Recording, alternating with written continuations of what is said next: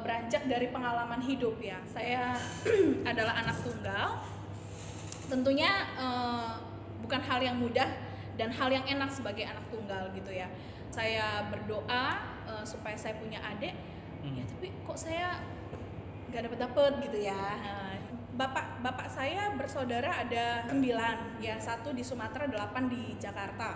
Nah yang 8 ini kan punya anak banyak-banyak nih. Bapak tua saya, Bapak Tongah, Namboru, Gikian itu punya anak banyak-banyak gitu. Nah kok saya nggak punya adik gitu loh ya. Ya anak kecil yang suka bermain gitu lah kan, nggak ada teman mainnya gitu. Jadi loh gimana ini gitu, kok saya beda. Jadi saya berdoa sama Tuhan, saya pengen seorang adik gitu, tapi nggak dikasih gitu kan. Jadi beranjak dari situ akhirnya dari apa ya, kesedihan, kesepian ya, akhirnya yang bisa menenangkan saya itu hanya ketika saya berdoa, ketika saya bernyanyi, karena orang tua saya selalu ngajarin. Jadi kalau saya udah nyanyi lagu-lagu sekolah minggu saya senang gitu, sedih saya hilang. Ketika saya berdoa ada keteduhan, ada ketenangan gitu ya. Ketika saya bernyanyi saya ada keteduhan, ada ketenangan. Lalu ketika saya sekolah minggu kok saya nyaman. Ini semua beriringan ya. Dulu kan sekolah minggunya pagi, baru jam 10-nya nanti ibadah dewasa gitu ya. Lalu Bapak Pendeta itu kan sanggah barisan prosesi saya jemaat GKPS Cengkareng pada saat. Nah saat itu Bapak Pendeta selalu berdiri mau masuk barisan prosesi. Lalu saya berusaha pegang, entah kenapa saya rindu sekali pegang jubahnya itu. Kok enak kali ya gitu ya. Lalu pernah suatu ketika saya pendeta itu sadar ya. Lalu Bapak Pendeta itu ya menyapa saya dengan ramahnya, dengan baik. Kenapa Nang? Katanya. Nggak apa-apa Pak gitu. Dan saya merasa sangat merasa sangat dirangkul gitu. Saya merasa sangat diterima gitu. Begitulah kira-kira ceritanya, dan akhirnya itu terus saya gumuli. Saya merasa nyaman, saya merasa diterima, saya merasa teduh, saya merasa kayaknya semua hilang gitu ketika saya bersama dengan Tuhan gitu, dalam doa, dalam nyanyian, bahkan ketika mendengar firman Tuhan dari guru-guru sekolah minggu yang sangat luar biasa. Makanya guru-guru sekolah minggu itu punya peran yang sangat besar sekali untuk anak-anak sekolah minggunya. Bahkan seorang pendeta pun mempunyai peran yang sangat luar biasa sekali kepada jemaatnya, yang menentukan juga. Mungkin kalau saat itu saya disingkirkan tangannya, mungkin begitulah cara Tuhan gitu ya, bahwa memang pendeta itu sosok yang luar biasa juga. Jadi kalau di gereja itu kan kalau ada drama-drama gitu ya, jadi pendetanya.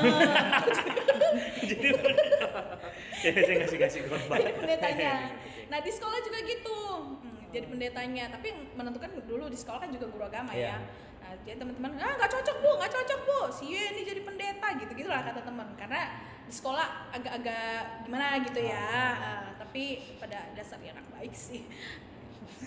Yang gitulah, yang jelas tidak mudah, dan terus memang dari kecil kalau ditanya juga di sekolah minggu, ditanya oleh keluarga mau jadi pendeta gitu. Tapi mungkin keluarga saya nggak tahu ya dulu berpikirnya seperti apa, karena awalnya selama sekolah gitu ya, apalagi sampai SMP, mereka saya bilang jadi pendeta santai-santai aja gitu, karena masih anak-anak mungkin gitu ya, mungkin gitu ya. Gitu.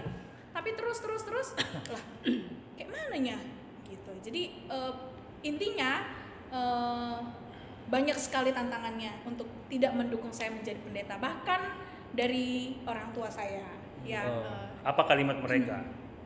Ngapain Nang katanya gitu, jadi pendeta. Nanti jadi pendeta gitu itu ya.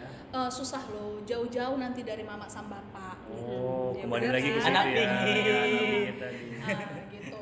Nanti kamu juga sekolahnya jauh katanya. Iya Pak, aku mau sekolahnya di Medan aja. Dulu aku pengen di Medan gitu kan. Pokoknya pengen jauh dari orang tua lah gitu kan.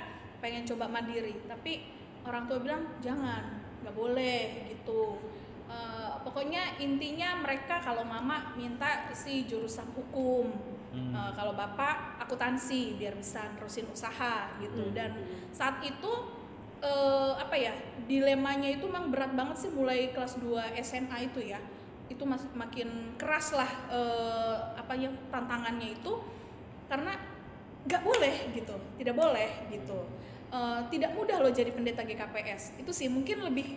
Tapi dari situ saya juga merasa tantangan itu memang harus ada untuk menguatkan saya bahwa memang jadi pendeta itu bukan hal yang mudah.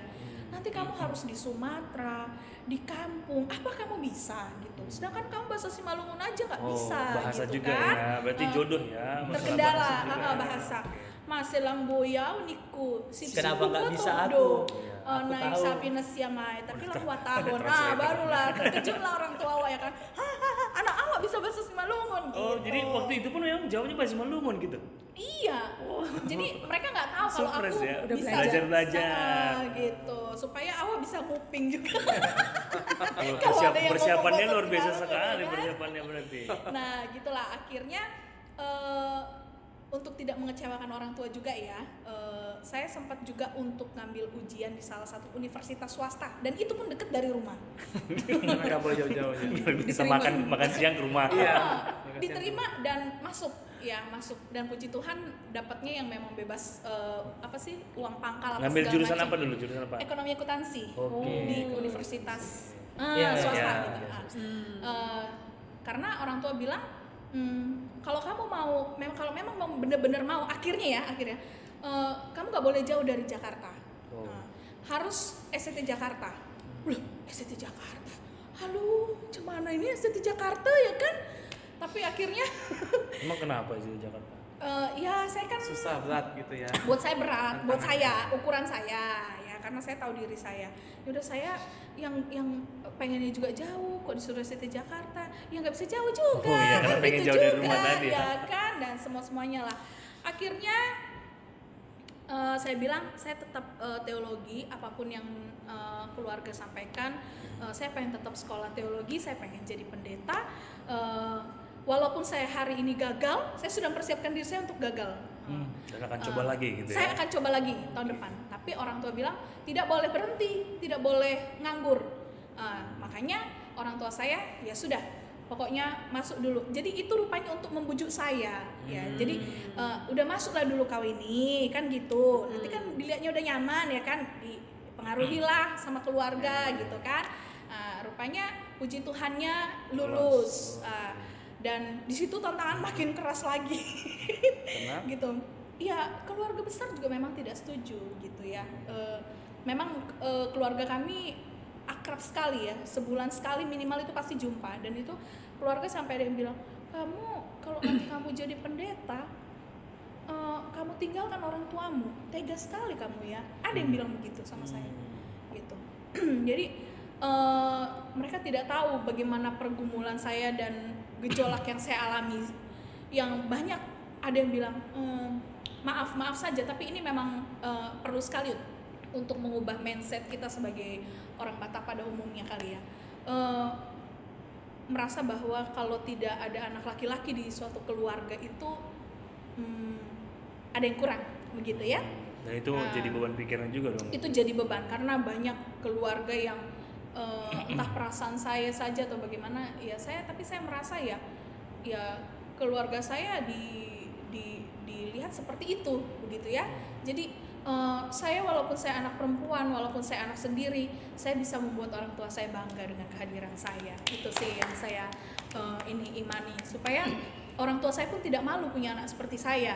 Walaupun orang tua saya tidak malu punya anak perempuan dan saya harus menjadi anak perempuan yang baik gitu. Dan saya tidak malu-maluin juga. Saya tidak malu. walaupun berat badan saya malu-malu juga. Nggak boleh itu body shaming dari sendiri. Kalau sendiri kan nggak apa-apa. Kalau diri sendiri nggak apa-apa toh. Nggak Iya, apa-apa. gitu. Ya, jadi tantangannya lebih banyak dari luar, tapi Dari dalam dari juga. keluarga lah ya. Tapi dari Pribadi, dalam nggak dari ada. pribadi, saya merasa saya bilang sama Tuhan, Tuhan saya tahu saya nggak sempurna, saya tahu saya nggak baik gitu ya. Tapi saya mau belajar jadi lebih baik gitu. Jadi saya mempersiapkan diri saya juga untuk mau belajar dan saya mempersiapkan diri saya juga untuk gagal. Kedepannya apapun itu saya harus siap gitu. Nah, jadi saya pun sampai berapa kali siap untuk kalah gitu. Saya mempersiapkan diri saya untuk kalah supaya saya tidak down, tapi saya tetap mau ya. Saya apapun yang terjadi saat masuk STT pun gagal, saya akan coba lagi sampai saya masuk